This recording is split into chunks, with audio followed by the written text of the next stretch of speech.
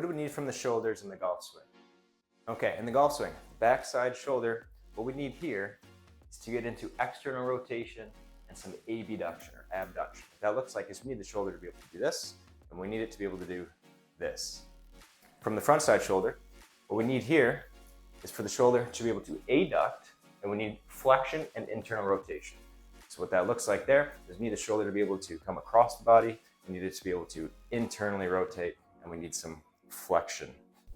Okay, when we're testing clients and patients at Integrated Rehab and Performance Center, again, with our golfers, we really want to look for these different mobility aspects, right? So with that lead side shoulder, in this case, my left arm, again, we're looking for shoulder adduction and shoulder internal rotation and flexion. So here we're testing that adduction, the ability for that arm to come across the body. Obviously, really important. Now, it's much easier. We really need to do this with a clinician who is holding and pinning that scap down so we can see how much true shoulder adduction is coming from that shoulder joint and is not coming from compensation of maybe a protraction or a forward protrusion there of the scap and other compensations, right? So typically, most people are very limited in this motion actually, and it leads to all sorts of compensations throughout the golf swing, right? So in this case, we pin that shoulder blade down, and then we see how far we can come across to the midline there. Here for shoulder internal rotation, again, same thing. Much easier done passively with a clinician. Again, we're looking to see how far can we get that hand towards the ground without that shoulder starting to pop off the ground.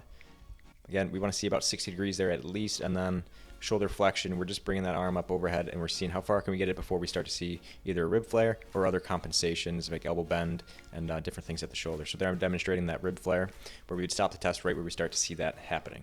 Again, we like to see about 180 degrees, 170 degrees of shoulder flexion overhead.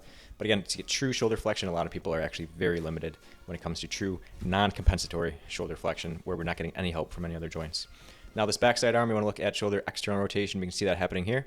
Again, we want to stop once that shoulder starts to come off the ground, and we start to change that angle or the plane of the arm out to the side there at 90 degrees of abduction. And we're looking for 90 degrees of external rotation there. Again, really important to be able to achieve a good top of the backswing position, especially when we're working on certain drills that are asking us to kind of drop into that slot. Again, if we don't have shoulder external rotation, it's going to be very difficult to make that happen without compensating elsewhere.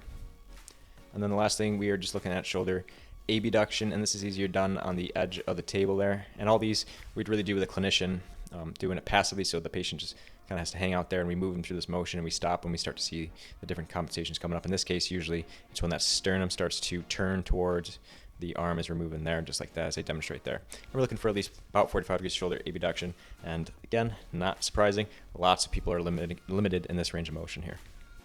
So how are golfers getting into the backswing if they're so limited in a lot of this range of motion? That being lead side adduction, lead side internal rotation, and backside external rotation. Well, they're compensating through other joints.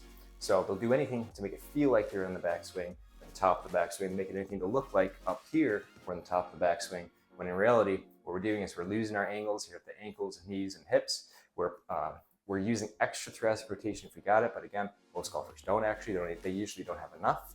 So what they're doing again is just shooting their hips forward, and then they're doing anything just to get what feels like a good top of the backswing here. But then we've lost all our angles elsewhere, and now we're chunking balls, we're slicing balls, and all sort of swing characteristics start to come out of this, again, because we want to feel like we're at the top of the backswing, but our shoulders are not letting us get there without compensating elsewhere.